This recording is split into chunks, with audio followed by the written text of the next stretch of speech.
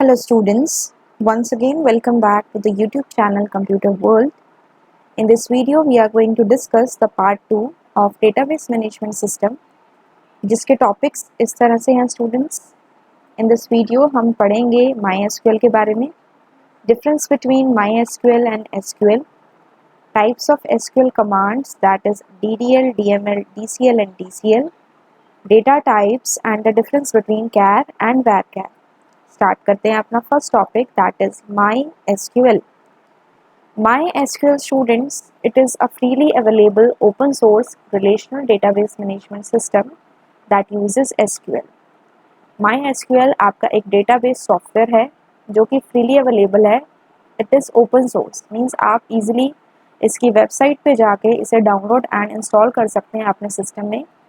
और ये database software जिस लैंग्वेज के ऊपर काम करता है that is SQL structured query language. It can be downloaded from www.mysql.org. इस वेबसाइट पे जाके इजीली आप इसके सेटअप को डाउनलोड करके सिस्टम में इंस्टॉल कर सकते हैं. And in MySQL database information is stored in tables. इस डेटाबेस सॉफ्टवेयर के अंदर इंफॉर्मेशन हमारी टेबल्स के फॉर्म में स्टोर रहती है. अब हम पढ़ते हैं SQL के बारे में. SQL stands for Structured Query Language.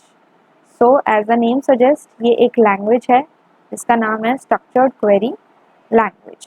ठीक है, ये लैंग्वेज को हम यूज़ करते हैं to work on the database software MySQL. So in order to access the data within the MySQL database, MySQL के डेटाबेस में जब भी हमें डेटा को एक्सेस करना होता है तो हम एक लैंग्वेज का यूज़ करते हैं and that language is SQL Structured Query Language. SQL क्या है? It is a set of commands which is recognized by nearly all RDBMS. जितने भी हमारे रिलेशनल डेटाबेस मैनेजमेंट सॉफ्टवेयर हैं वो SQL की कमांड्स को आइडेंटिफाई कर लेते हैं. तो that is why we use this SQL language for working on the relational database management system. Now we have the difference between MySQL and SQL. अगर हम SQL की बात करें तो ये एक क्वेरी प्रोग्रामिंग लैंग्वेज है. क्वेरी का मतलब हुआ क्वेश्चन. डेटाबेस के अंदर जो भी हमारा डेटा है वो क्योंकि वो टेबल्स की फॉर्म में स्टोर्ड है तो उसमें से डेटा को रिट्रीव कराने के लिए we have to put up a question which is known as a query. So set of commands हैं जिन्हें हम क्वेरीज कह रहे हैं. उसके बेस पे ये एक प्रोग्रामिंग लैंग्वेजेस है जो कि रिलेशनल डेटाबेस मैनेजमेंट सिस्टम को मैनेज करती है. ठीक है, एंड SQL की हेल्प से हम डिफरेंट ऑपरेशंस कर पाते हैं डेटा पे, like insertion of the data, deletion of the data and updation of the data. Updation means हम डेटा के ऊपर चेंजेस कर पाते हैं. और अगर हम MySQL की बात करें तो SQL तो हमारी एक प्रोग्रामिंग लैंग्वेज हो गई जो DBMS के ऊपर वर्क करती है. और MySQL क्या हुआ? रिलेशनल डेटाबेस मैनेजमेंट सिस्टम जो कि SQL का यूज़ करता है. यानी कि अगर SQL एक लैंग्वेज है तो MySQL एक डेटाबेस सॉफ्टवेयर है. ठीक है, SQL वर्क करती है MySQL के ऊपर. MySQL इज द बेस जिसके ऊपर SQL से हम काम करवा रहे हैं. ठीक है, and MySQL is used to store the data in the database. MySQL database software की हेल्प से हम डेटाबेस के अंदर डेटा को सेव करा सकते हैं. Okay, next is types of SQL commands. अब हमने पढ़ा कि SQL is a programming language. ठीक है, तो इसके अंदर डिफरेंट टाइप्स की कमांड है. सबसे पहले आती है हमारी DDL that is data definition language. Full form is data definition language. क्या वर्क है? These commands change the structure of the table. In commands की हेल्प से हम टेबल के स्ट्रक्चर को चेंज कर पाते हैं, like creating a table, table को क्रिएट करना, डिलीटिंग अ टेबल, टेबल को डिलीट करना, एंड ऑल्टरिंग अ टेबल यानी कि टेबल के अंदर कॉलम को ऐड करना या डिलीट कराना. ठीक है, so that is a work of the DDL commands. इसके कुछ एग्जाम्पल्स हैं क्रिएट, ऑल्टर, ड्रॉप, ट्रंकेट. ठीक है, तो हम तीन कमांड्स क्रिएट, ऑल्टर, ड्रॉप जो मेनली यूज़ होती है इनको प्रैक्टिकली समझेंगे. ट्रंकेट में बेसिकली क्या होता है, आपके टेबल में जितनी भी रोज हैं वो डिलीट हो जाती हैं एंड एम्प्टी टेबल सिर्फ रह जाता है. ठीक है, देन इसके बाद नेक्स्ट आपका है next command that is DML data manipulation language. DML command is there as a name suggest. देखिए इसमें क्या वर्ड आ रहा है? Manipulation. Manipulation means making the changes.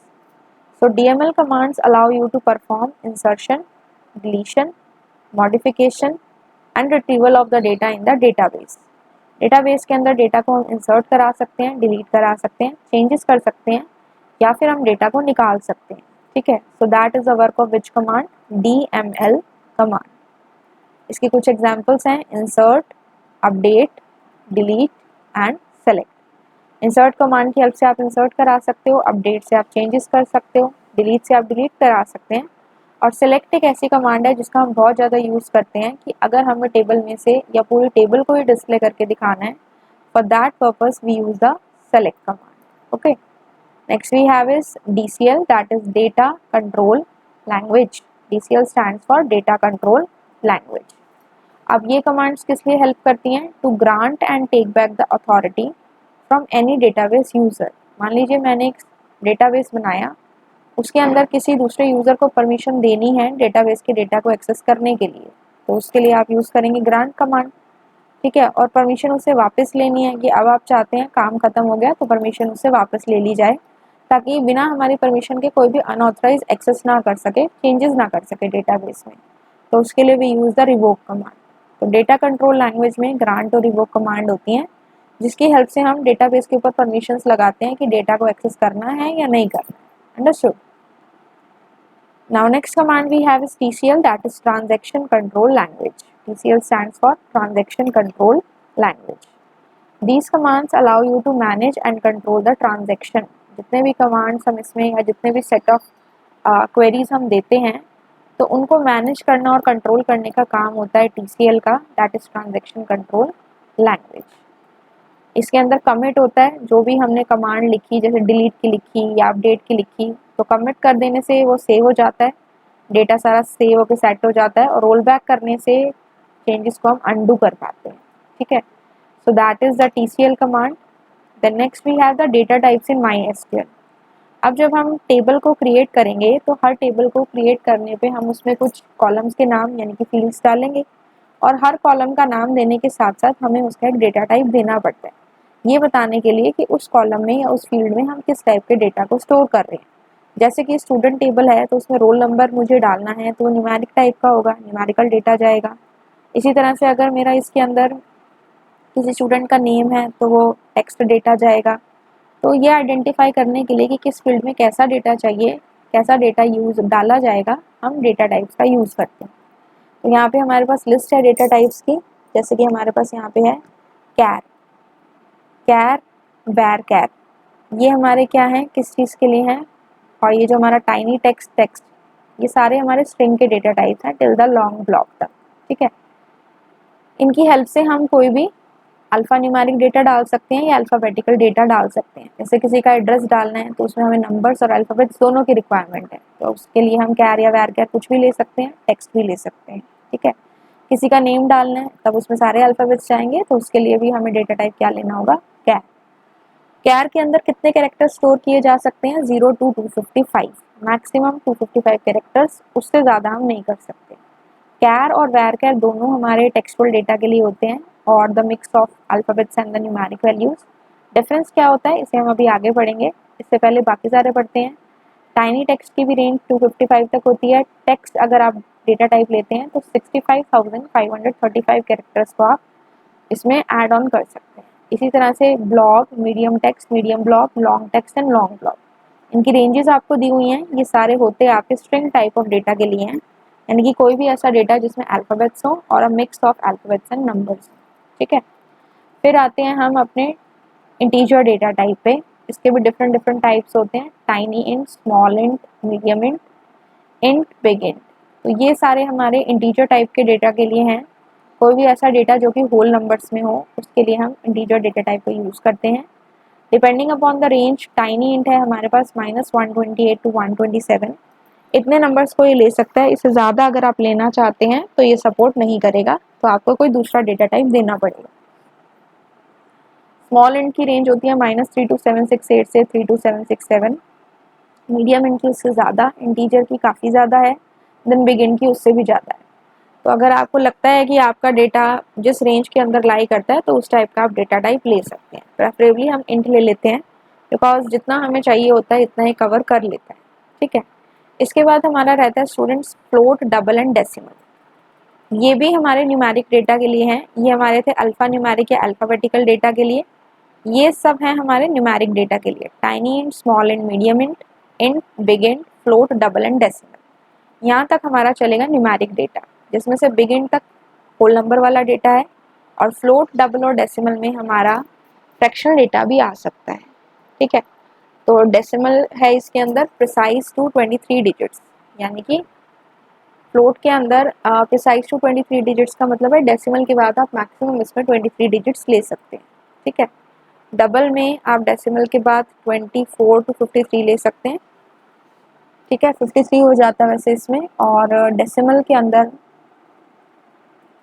के अंदर हमारा डबल आ जाता है स्टोर्ड एज स्ट्रिंग। ठीक है, तो ये सारे जो डेटा टाइप्स हैं ये आप क्या कर सकते हैं, इनकी हेल्प से आप कोई भी फ्रैक्शनल टाइप ऑफ डेटा को स्टोर कर सकते हैं इन योर एसक्यूएल। ठीक है, इसके बाद हमारे पास ये वाले जो हैं date, date time, time stamp और टाइम, ये वाले हमारे सारे होते हैं डेट से रिलेटेड डेटा को फीड करने के लिए। डेट फीड करनी है तो वो इस फॉर्मेट में फीड होती है ईयर, मंथ एंड डेट। ठीक है, डेट टाइम डेटा टाइप लेते हैं तो इसमें ईयर, मंथ, डेट आता है, साथ में आवर, मिनट, सेकंड्स में टाइम आ जाता है। टाइम स्टैम्प लेते हैं तो इसमें भी डेट टाइम के जैसा आता है, लेकिन इसमें सेपरेटर्स नहीं होते, हाइफन या कॉलन का साइन नहीं होता। ठीक है, टाइम लेना है सिंपली तो आवर, मिनट्स और सेकंड आ जाता है। बाकी के जो ऑप्शंस हैं वो अकॉर्डिंग टू योर रिक्वायरमेंट आप ले सकते हैं। बुलियन को हम यूज़ करते हैं generally for one of the characters, it can be 0 और 1, जहाँ पे हमें येस या नो का लेना हो आंसर की फॉर्म में, तो वहाँ पे हम बुलियन डेटा टाइप को यूज़ कर सकते हैं। Okay, so these are some of the data types जो हम माइनस्केल में यूज़ करेंगे। अभी जब प्रैक्टिकल इंप्लीमेंट करेंगे तो आप इसे समझ पाएंगे कैसे ये वर्क करते हैं। ठीक है, इसके बाद नेक्स्ट आपका रहता है difference between char and var कैर। अभी हम बात कर रहे थे students, char stands for character and var char stands for variable character, और वेरिएबल मतलब which can vary, which can change. तो कैर का मतलब जब कैरेक्टर है इट मीन्स ये एक फिक्स्ड लेंथ स्ट्रिंग है, एंड अगर स्ट्रिंग की लेंथ फिक्स लेंथ से कम है तो उसमें ब्लैंक स्पेसेस ऐड हो जाते हैं, तो स्पेस यहाँ पे वेस्ट हो जाता है। तो इसलिए कैर डेटा टाइप को हमें तब यूज़ करना चाहिए जब हमें पता हो कि एग्जैक्टली इसी लेंथ का डेटा स्टोर होगा। फॉर एग्जाम्पल मैंने यहाँ पे ले लिया नेम, नेम के अंदर मैंने स्टूडेंट्स यहाँ पे डलवा दिया सपोज 5। ठीक है, और मैंने यहाँ पे जो नेम है वो ले लिया रिया। अब रिया के अंदर कितने कैरेक्टर्स हैं, 3 कैरेक्टर्स हैं, और मैंने जो नेम कैर टाइप का लिया, कैर नेम, और इसका जो हम डेटा टाइप दे रहे हैं वो कैर टाइप का दे रहे हैं, और साइज दे रहे हैं 5। तो इसमें 3 कैरेक्टर्स हैं और यहाँ पे मेरा साइज 5 है, तो बाकी के जो 2 कैरेक्टर्स बचे उसमें ये ब्लैंक स्पेसेस ऐड कर देगा, जो कि हमने यहाँ पढ़ा। तो ब्लैंक स्पेसेस ऐड होने से ये जो 2 स्पेसेस हैं ये इसी के पास ही रहेंगे, तो किसी के पास जा तो नहीं सकते, तो ये स्पेस हमारा क्या हो रहा है, एक तरह से वेस्ट हो रहा है ये स्पेस। ठीक है, तो इस डेटा टाइप का हमें तभी यूज़ करना चाहिए जब हमें पता हो कि एग्जैक्टली इतनी लेंथ का ही डेटा हमारे पास आएगा। ठीक है, तो कैर हुआ कैरेक्टर के लिए, फिक्स लेंथ स्ट्रिंग को स्पेसिफाई करता है। अगर इसमें लेंथ आपकी स्ट्रिंग की जितनी स्पेसिफाइड लेंथ है उससे कम होगी तो ब्लैंक स्पेसेस ऐड हो जाते हैं, और ज़्यादा आप इसे दे नहीं सकते। मान लो आपने नेम में कैर करके साइज दे दिया 5 और नाम दे दिया आपने 7 कैरेक्टर्स का, जैसे कि रोहन प्रीत, तो वहाँ पे आपका एरर आ जाएगा। ठीक है, अब वैर कैर क्या होता है, वेरिएबल कैरेक्टर, यानी कि जहाँ पे आप चेंजेस कर सकते हैं। इसके अंदर क्या होती है, आपकी वेरिएबल लेंथ स्ट्रिंग होती है, कोई फिक्स लेंथ नहीं होती। एंड अगर आपकी जो आपने स्ट्रिंग पास की है अगर वो लेस देन है जितनी आपने लेंथ फिक्स करी हुई है तो उसे स्टोर करेगा, लेकिन ब्लैंक स्पेसेस नहीं ऐड करेगा, सो कोई भी स्पेस वेस्ट नहीं होगा। जैसे कि यहाँ हमने रिया लिखा था, तो रिया के अंदर 3 कैरेक्टर्स हैं, लेकिन हमने जो साइज दे रखा है दैट वाज 5। लेकिन अगर मैं नेम के आगे वैर कैर लगा के 5 देती हूँ तो बाकी का कोई स्पेस वेस्ट नहीं होता, जितना चाहिए उतना देगा, उससे ज़्यादा स्पेस ही नहीं प्रोवाइड करेगा, तो स्पेस वेस्ट नहीं हो रहा इससे। तो वैर कैर को हमें तब यूज़ करना चाहिए जब हमें ये पता हो कि जो हम डेटा वैल्यू इसके अंदर डालेंगे वो अलग अलग लेंथ की हो सकती हैं।